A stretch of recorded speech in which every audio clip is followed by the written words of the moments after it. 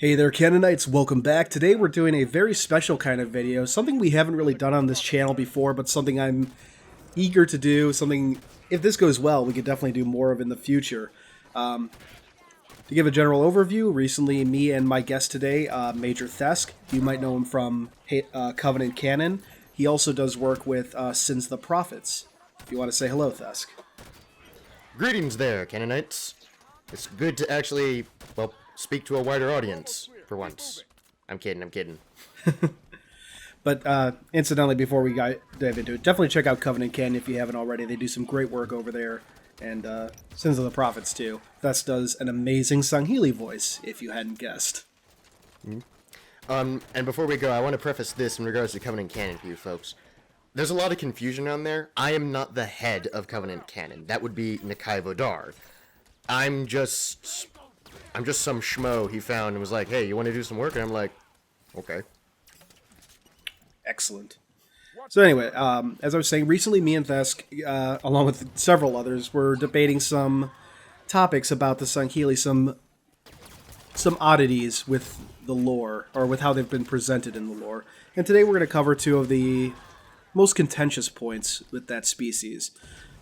So first will be basically how the Sangheili were treated and how they've dealt with the fallout of the Covenant, of the dissolving of the Covenant.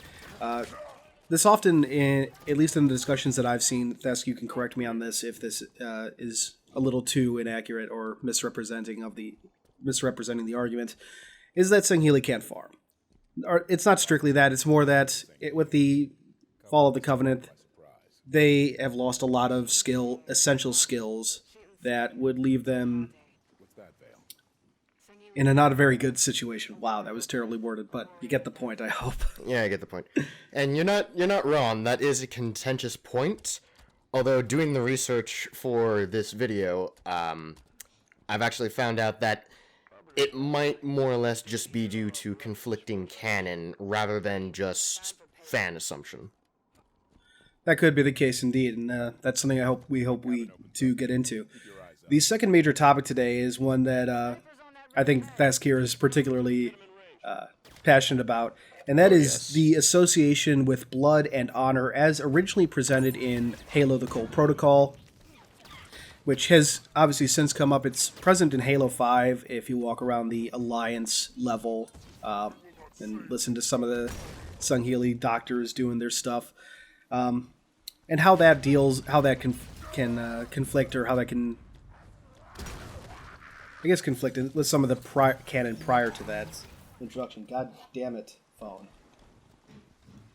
By the way, if you hear that weird grinding sound, I'm afraid someone across the hall is doing work on their doors, so I'll try and edit that out. No worries. Hope with any luck, the guy who lives above us won't be blasting music today, because that happens. So starting us off is what I'm going to broadly call Sangheili Can't Farm. It's obviously a lot more complicated than that, but this essentially came about with the release of Glasslands in, I want to say, 2010, somewhere around there, but I don't remember for sure, and I didn't bother to write it down for some reason. But I think one quote from the book that I have here essentially sums up the contention. We all want to be warriors, nothing else. We have no engineers, no traders, no scientists. How will we feed ourselves?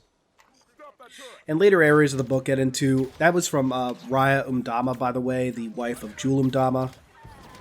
And later sections have her guiding the building of... I want to say it was like a smokehouse or something. I actually couldn't find the exact section before this video, but... yeah, she was basically trying... They were essentially learning how to build this structure that I guess they hadn't built for probably millennia. And there are also sections talking about how they delegate a lot of these lower jobs to the other species, notably Jiralhane and Ungoy. Almost mispronounced that. Mm-hmm. So, I'm going to be blunt in this. So, the overlords over at 343, they'll try and, make things make sense, and, they'll try and, fit things into the lore, but as a fan, just looking at what we've seen come before, I really wouldn't take anything Karen Traviss wrote that seriously. Mostly because, A, she's gone on record of saying she didn't do that much research for the universe, and B, that does kind of contradict what we heard before. So starting us off, it's noted that and this can be found on the Halo Waypoint article for Sangheili, so it is up to canon. Sangheili culture has historically been based around a type of feudal I'm going to butcher this one. Manorialism. Anyway. Now, this is an interesting one because both of those are a unique type of government that we ourselves in our own history have seen. Feudalism, for TLDR, is basically the relationship between nobles, usually military-based, with the monarch. The monarch gives, lands to the nobles, and the nobles will give soldiers and goods and their loyalty to the lord. But the second one is the important one, manorialism. This is specific to the kind of feudalism that, for lack of a better word, didn't have a lot of currency. And when I mean that, I'm talking, cash. This mostly came about, during the fall of Rome, in our own history, where, Dark Ages and Middle Ages, since there wasn't a lot of, they didn't have that center of power of Rome, there was no real need for coin. It's like, what use do I have for that when I can just get the things I want? So, essentially, manorialism, to cut it short again, relies more on goods being given to the local lords and then distributed throughout the kingdom.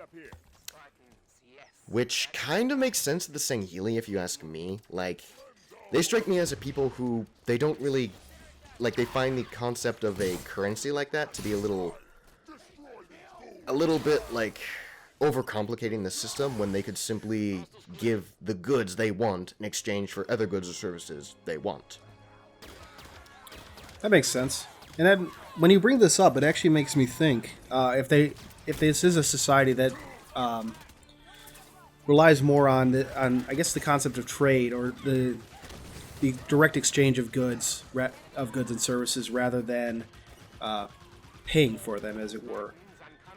With the collapse of the Covenant, that would be a huge infrastructure loss that could result in some serious concerns for Sangheili society both on a local level, local by meaning planetary, and on an interstellar level. At least that's how it sounds to me. Possibly, and this sadly is just kind of the state of the lore with 343. I love them, and I do love the lore they give, but unlike, especially with humans, which isn't that much of a stretch, because, the UNSC, to be blunt, is not really unique. It's very much based off of a lot of ideas of how, the current, first world governments could become if they expanded into, space. With the Sangheili, I think part of the reason why A, they didn't do so well, and then B, how the swords have recovered surprisingly quickly, all things considered, is my guess is that the Covenant acted more as a... Well, how would I put it? I don't want to say Holy Roman Empire, because that's not entirely correct. Okay, I think I know this. The Covenant acted more almost like a daddy state to the, to all of their colony worlds and, species planets, where they provided overall, macro management and stuff like that. Say, if Sanghelios needed a bunch of new trade ships, the Covenant would come in and take care of that. But on the micro level, it was surprisingly independent, so long as, there were no heretics going around. Snarf, snarf, snarf. So, I think a better way to put it is, Sangheili would trade more just straight up with goods or services within their own territories. For example, say, one of the manufacturers says to another manufacturer, I will provide you with 300 units of plasma coils if you provide me with 100 units of ghosts from that. Something like that. Whereas when they interacted with the wider Covenant, that's where the Covenant's very broad currency came into play. Okay. So then I guess we'd want to talk about then this statement. I generally think this is a bit hyperbole, but Raya specifically points out engineers, traders, and scientists as lacking in Sangheili society. So So I suppose how realistic is that? And again, I do think this is hyperbole. It's more they might be lacking in people with more specific skills in these fields. Like, I'm sure the average Sangheili warrior is going to know how to take care of their weapon, make sure it's up to stuff. That just seems like something a soldier would need to know how to do. And even maybe a shipmaster would have a general idea of how to maintain his ship. But there would be specifics in there that were delegated to other races or automated in some heavy manner that, without the Covenant infrastructure, would soon fall to ruin. So my opinion is scientists, I believe, is pretty realistic. The Covenant overall seem to be very controlling of any real scientific or technological advancement. Yeah. Like, that was the domain of the prophets. Nobody else could really do that. It might be, it might fly on the really low level. Like, I'm talking like, colony worlds or like people who just aren't that important or in the spotlight. Yeah. They could probably do some minor modifications, but if they ever got found out, they would be in trouble. Traders and farmers specifically is flat out contradictory to the canon. Pulling from Cole Protocol, it's noted that Thel talks about how there are serfs who work within Vadam's lands, hoping to distinguish themselves and gain a position in the keep. Now, originally when I read that, I thought it could be, okay, maybe he's talking about, like, Ungwe. Because, like in either Glasslands or, I think, Thursday War, it was noted that they had Ungwe serfs working the fields, which I'll get back to that in just a bit. Mm-hmm. But in reality, in the same book of Cole Protocol, when Thel does that sort of like bait to basically get rid of all of the less dedicated people on his ship when they're being captured near the... I'm forgetting what that asteroid colony was, the one with the insurrectionists. Oh, the rubble. The rubble, yeah. Like, around that point, he uses the same word serfs, but you can't... There's no way you can't distinguish that from Sangheili. Like, where is it? Okay. He wanted to get rid of... He wanted to get rid of the few dishonorable crew to desert. Maybe they were serfs who had risen far enough to work simple duties aboard the ship. So with Code Protocol, it does show that there were Sangheili who acted as farmhands, basically. And I'll just add to that quickly, like, Glasslands doesn't necessarily say Sangheili can't farm, just to pull out a quote here. Again, from Raya Umdama. He said that old man Relon is going to blow up the Holy Spire, seeing as the gods are dead. He didn't think they'd mind him plowing the land to grow tubers. So in there, Raya's talking about this Sangheili Relon. He's going to blow up a Forerunner Spire that's been on his land forever, and generally been like, hey, don't touch this. It's a holy relic. But in the wake of the fall of the Covenant, he's going to blow it up and get some extra farming land out of his fields. So... And to pull another one, actually, right after Travis's trilogy, we actually have two other books that contradict this. Shadow of Intent notes that a lot of shipmasters gave up their command to return to their keeps to farm the land and fish the seas. Mm-hmm. And then Envoy notes that around Kasan Keep, they actually have not only farms, they have dedicated greenhouses. Cylindrical spires of his greenhouses and columns of the courtyard. Oh, yep. And the trees, the farmlands just outside of it. So overall, it does sound like the Sangheili do know how to farm. Yeah. I think I know an explanation as to why maybe it can be a little bit iffy. And that's actually drawn from in real life point. And that is the difference between coastal cities and country farms. Mm. I live in Washington, folks. I live on the western side of Washington, and I can guarantee people on the western side are very much city slickers and hipsters, to be perfectly blunt. Like if you ask half of them, how do you think you could farm the land, and the only experience they would have would probably be like small, yard gardens, stuff like that. Yeah.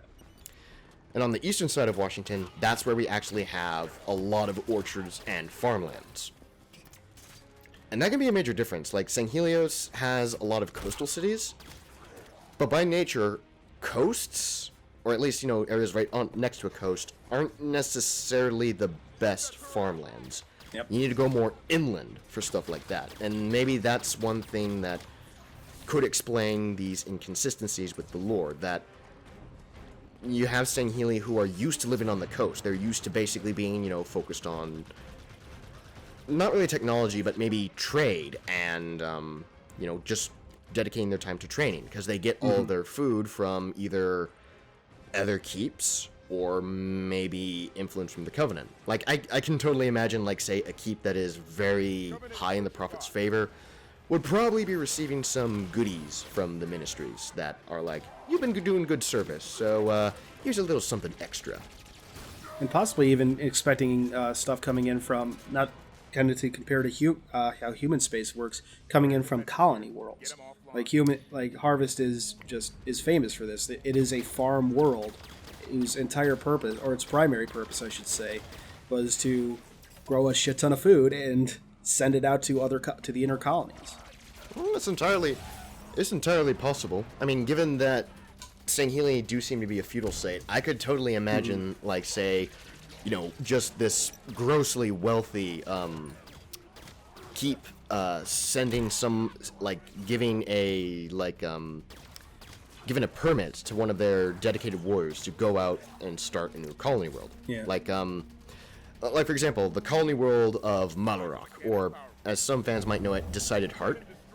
It strikes me as a very almost like Reach style planet for the Sangheili, which could have some farmlands, but especially for how it's described as just basically bristling with soldiers and all that, I can't imagine that they can feed themselves completely independently. Yep.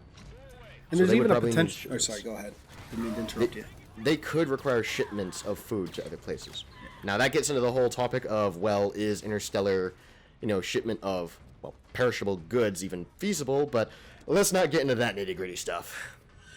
I'm sure if they can figure out how to like suspend most biological functions in animals for, you can probably figure it out for food. I might be way oversimplifying that, but True. again, we'll not get into it. And one thing I would like to think is, this would probably explain some of the inconsistencies you talked about, how later books after Kilo 5 seem to paint a different picture of how the Sangheili society was doing in the wake of the Covenant's fall. It could be that maybe this was Karen Travis's intent, or maybe it's just something 343 decided to capitalize on in the wake of, oh shit, what have we done here? It could be that some of these problems are very much local to Sanghelios, or that the idea was this is specifically an issue on Sanghelios, not necessarily in Sangheili society abroad. Like Sangheili society as the central power had all these privileges, let's say, that it might no longer have access to, or easy access to. I can see that to a point, but given how overall even Sanghelios had a surprising amount of autonomy under the Covenant, I suspect the dependence would be about like half necessary, or just like something they just grew a little too comfortable with, because as I said before, the swords, after like less than a decade after the fall, seem to be doing surprisingly well. At least from a political and social standpoint, I guess. It just we don't really get a whole lot after Kilo 5 into economics and. Well, that's the thing. Economy and how would I put it? To simplify it, you know, just supplies needed. They support the idea of, you know, social change and government stuff. Like in Halo 5, I believe it said that it sounded like the Arbiter managed to get a lot more clans under his banner than what happened during Kilo 5. And that's why the Covenant were a little bit more desperate to shut him down, because it's like, oh shit, he's consolidating. Yeah. And like you could, to a point, you could say that could be due to a slight lack of resources, that they're desperate to consolidate because of that. But it would be within reason. It'd be like kind of in a Goldilocks zone of working together. Because if it was really lacking resources, then you'd have other keeps basically saying, no, we don't want to ally with you. There's not enough to go around. We'd rather just get rid of all of you so we can take it for ourselves. So I would say, and again, 343 doesn't give us the exact details, which I do understand. I don't like it, but I do understand. I would say that they at least have enough that they can function, but not enough that they could become a really, like, metropolis, or, you know, words escaping me, but you get what I mean, to where they could live, like, comfortably, lavishly. That actually brings me to a point that I remember you brought up in when we were discussing what we wanted to do here, and that was regarding overall, like, more non-military skills, activities during the post-war and all that. And I do recall this thread being talked about among some of the other lore buffs, like Haraspis and Grizzly on Twitter. And they were going into, like, you know, what if you know, like, say, a Sangheili male didn't want to become a soldier, like going through more that angle. I can imagine the Sangheili could get to a point like that, but it's not going to happen anytime soon, because here's the thing when it comes to total warfare like that. When that level of aggression is going towards a society, a lot of the more fanciful places in society are going to be either suspended, or they're just not going to be given as much attention or regard, because the safety of, for lack of a better word, the state comes first.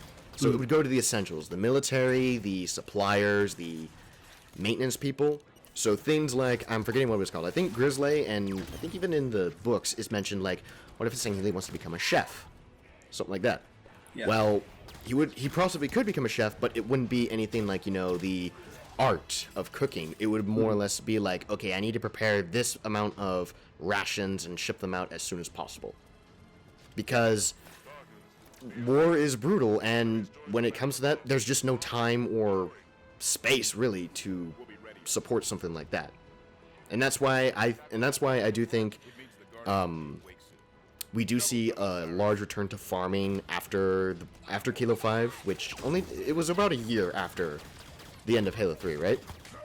Like when it was within a few months. The Kilo 5 starts within, I think, January of 2553, so like about a month later, and goes to about May or so.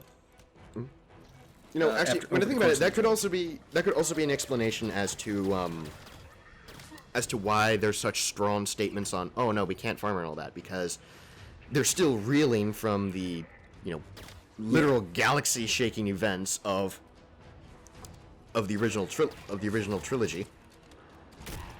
So it's like they haven't had the time to actually check, okay, can we do it? And then as we see with, like, Shadow of Intent and Envoy, it's like, oh no, we actually can. Yeah. But that would still also have issues, because then it'd be like, you know, they want to get more territory, as we saw in Kilo 5. That poor farmstead that got butchered. That was actually Old Man Raylon, or Relon, as I was quoting earlier. The Holy Spire. Same guy. It's like, I want to get more farmland. Servants of Abiding Truth, come on. Nope, you aren't. Anyway. I feel this overall topic has been a little bit scattered. I apologize, folks. That's just how my mind works. Yeah. Well, hopefully with the next topic, we can be a bit more focused, since I know this is something you are particularly passionate about. And this is the notion of this is the association with blood and honor that was first brought up in Halo: The Code Protocol from 2008. That one I know for a fact is the release date. And its impact on the canon since, along with potential conflicts from earlier sources of canon. So to start us off, I'd like to read 2 quotes from Halo: The Code Protocol, and then hear your thoughts, Thesk. Yeah. Yet even letting a Sangheili work on you was a grave dishonor. Yet even letting a Huragok work on you was a grave dishonor. It was the same as letting a doctor put his filthy claws on you, Thel sighed. Blood was your essence, your nobility. To spill it meant to lose honor, and Jorah had lost honor with his eagerness and carelessness. Now he would have to let a doctor, a Sangheili warrior so low as to make his living slicing and causing other Sangheili to bleed without honor, tend to his wounds. That was a deep shame. And our second one, Thel remembered the shame of seeing his own blood spilled on the sand of the training ring in the courtyard due to his own mistake. He recalled the faintness and the tall, snow-capped mountains that rose above Bottom Keep as he pitched to his side. The family had a recently promoted shipmaster in their bloodline, and they had been loath to see. God, I'm terrible right now. They had been loath to see to lose that particular honor. They'd secretly called for a doctor in the night and held Thel by his limbs as he was operated on.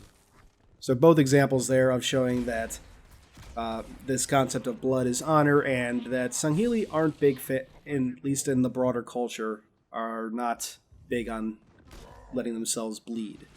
So now I turn it over to you, Thesk. Alright, so my issue isn't necessarily with the concept of blood equals honor, and that, to an extent, spilling it outside of battle is dishonorable. The thing I take issue with in the canon is to the degree that they take it, to the point where, doctors are seen as bad, or as it sounds right here, doing training and all that, just getting injured and having your blood spilled there is bad. So, a little explanation as to where this came from, and do take this with a grain of salt, people. I don't have access to the Halo Bible or the author's notes, so I could be wrong here, but this is the general gist of what I've been able to find out. So, with the Code Protocol, originally, Tobias Buckle, which this is one point I don't think most fans know about. Originally, the Sangheili did have a lot of Japanese influence, I'm talking Sugoku period samurai. Although that's a little bit of a irony, because Sugoku period samurai were probably the least honorable people within Japanese history, but I digress. He brought new life to the Sangheili by introducing a lot more European concepts, specifically within the general Nordic and Viking-influenced cultures. And thankfully, that has kind of stuck with the Sangheili, and we see a lot more European influences in them, which I think fits them pretty well. Anyway, the concept of having your blood spilled outside of battle being dishonorable isn't unique to the Vikings, but it does have a very significant root in their history. So, naturally, the Vikings had the belief in Valhalla, where to die in battle is a glorious death, that sort of thing. Now, in a society like that, where they didn't have a ton of technology, and specifically medicine, what do you think would happen if you ended up getting, say, a cut on your hand while you were skinning a deer, or something like that? The cut would get infected, and you'd probably end up dying in your sickbed, which wasn't an honorable death. And so for the Vikings, that's how the concept of, spilling blood outside of battle is dishonorable, because it had the origins of, risk of infection, and that just kind of became a little bit more of a literal take in their society. Because, when you have a bunch of warriors who don't even have a fully written language, they're probably going to take things a little bit more literally. The issue is, when more medicinal practices, ways of medicine were introduced to those societies, while they did fight it, that mentality crumbled extremely quickly. Because you'd have Viking warriors that could go, wait a minute, you mean I can put this salve on my cut and I won't die? So I can actually go fight and die in battle instead of on my deathbed? Yay! And that's the issue I take when it comes to Sangheili, because even though we don't know the precise reasons as to why, especially with a warrior society that has access to pretty advanced medical practices, especially by the era of the Covenant, which I'll remind viewers was almost 3,000 years from the founding of the Covenant to its fall. So, and they were bolstered by Forerunner tech. Forerunner tech, which I'm going to get to in a bit. Like, I can understand the general, like, they have the mentality of spilling blood outside of battle is dishonorable, and that your blood is honor. But to take it to such a literal degree, I honestly, to the point where it actively like hurts their military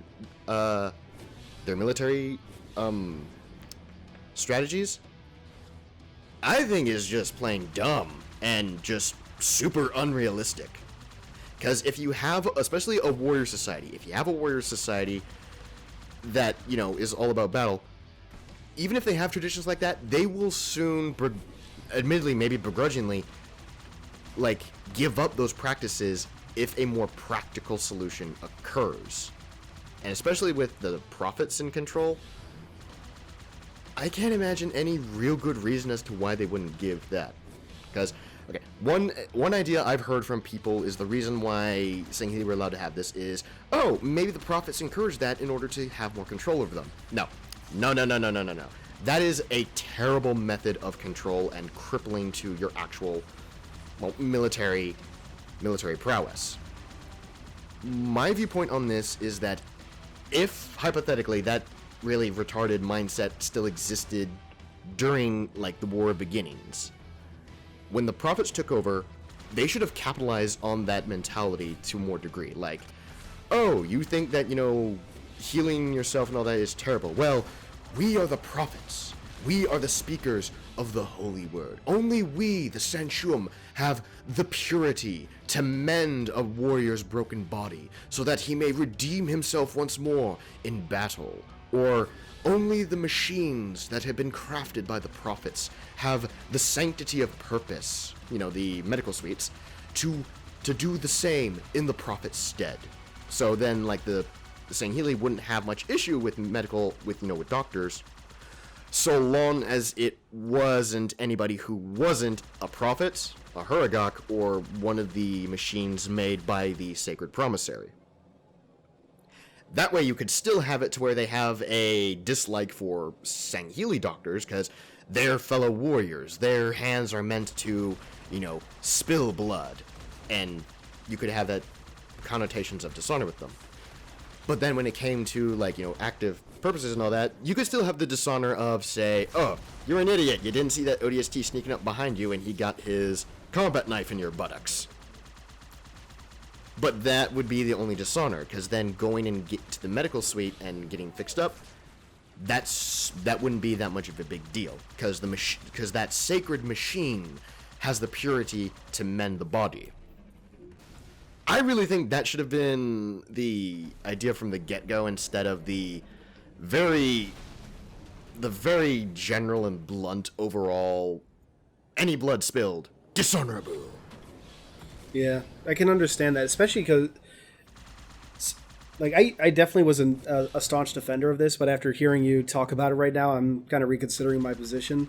And there are two examples that I've seen that have stood out among the community over the years that kind of poke a hole in this whole blood is honor, the way, or at least the way it's presented in the current lore. One of those, probably the one I see cited most, is in the Halo graphic novel Last Voyage of the Infinite Succor.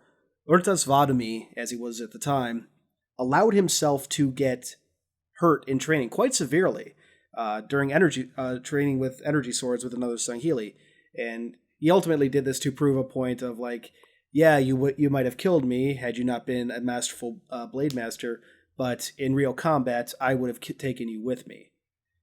And he bleeds quite profusely for a bit. But perhaps on the other end, he does eventually go to his shipmaster, Thel Vadami, at the time. Thel's like, hey, you're bleeding a lot, what the hell? And Urtas just kind of shrugs it off as if it's nothing. It's like, don't disregard it. I don't need to go see a doctor. And Thel even sees it as admirable. In a bit, yeah. So there's ways you could definitely work with the blood is honor that might have worked out better, or even just something along the lines of surgeons are the bad ones, but doctors in general aren't. So you know. Even if Yeah, we like- assume that the Sangheili had this huge monoculture, because that's the one way I could imagine that this blood is honor thing survived for as long as it has, is that somehow the Sangheili were able to maintain, again, to repeat myself, a monoculture, which is I'm also gonna- which is kind of unrealistic. in And its I'm going to own bring up right. examples as to why that's probably not really the case in a bit. Oh but yeah, I'll let you you could finish actually. with I'll let wanted you to- finish with the other quote. Yeah. Like, I'll just say it's in advance. I don't know if this is what you were thinking, but I was thinking Shadow of Intent again, but we'll get there. The other one was just in Halo the Flood. And I personally find this to be a bit of a weaker one, just because the subject in question is kind of an oddball for a Sangheili at all. But Zuka Zamami, who is essentially in that book just chasing the Master Chief across the Halo ring all the time, trying to kill him so that he can, I guess, to regain his honor in some manner, or just get revenge. But he does allow himself to be operated on in that book without any fuss.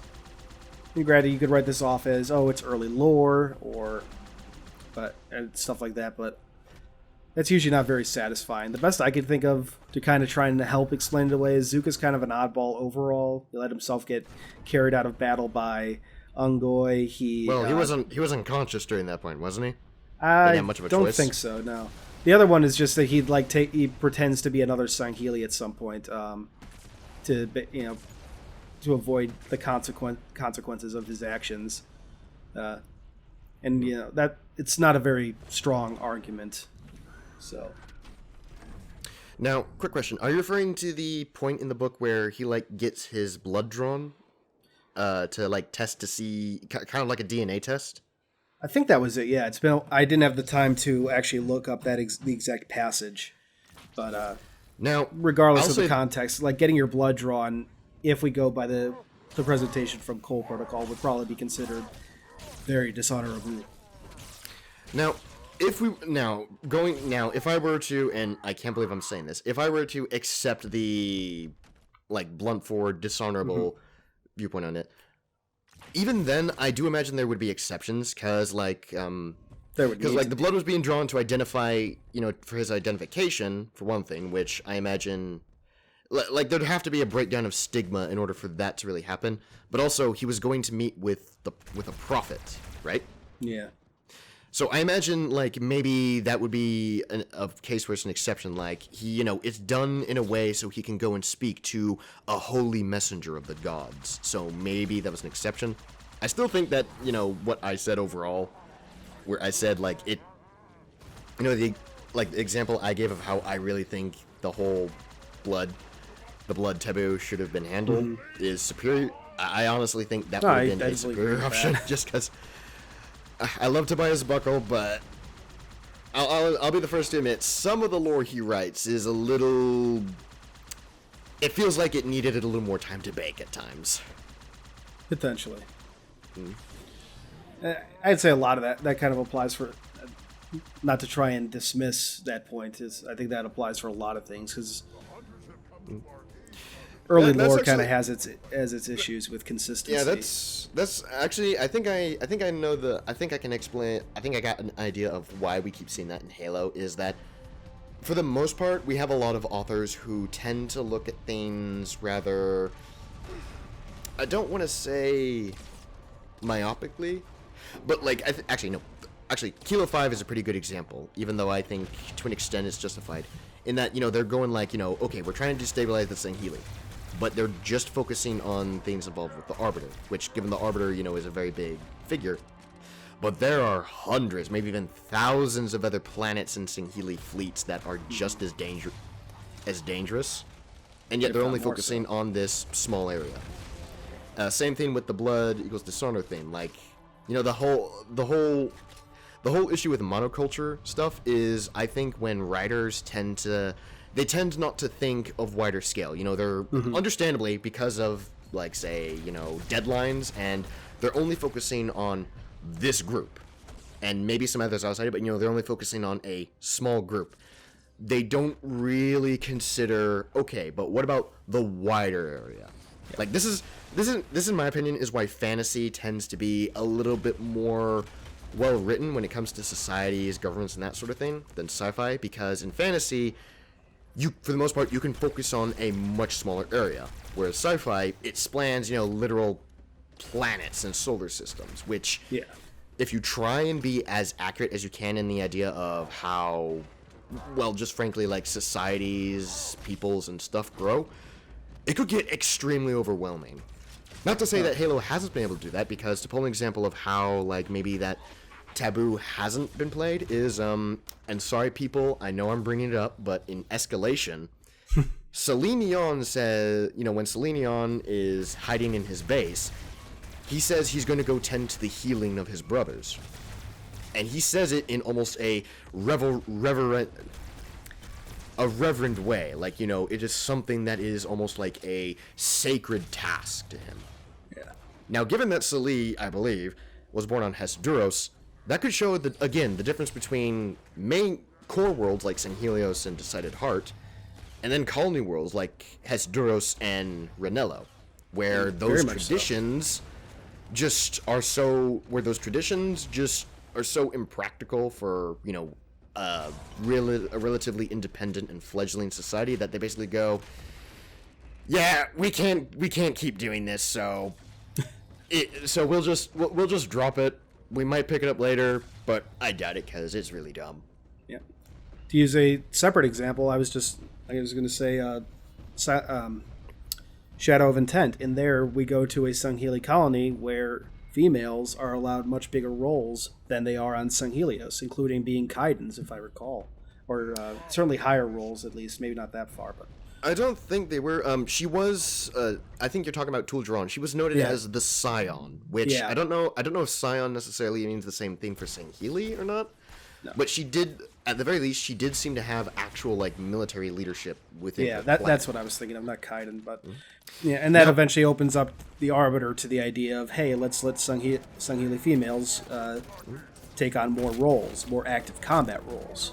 Now, I'm going to be kind of subtweeting someone when I say this, but from what I've gathered through my research for Covenant Canon, while the Swords and Heroes are, quote, progressive, they're not really going in bold new directions. They're, for the most part, reclaiming stuff they had before, because thanks to Broken Circle, we see females actually have a fairly active role within, well, combat.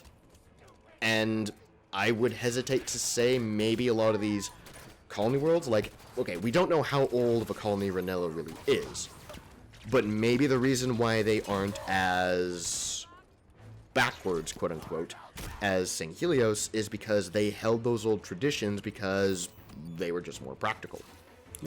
Maybe. You've certainly changed my mind on the blood is honor aspect.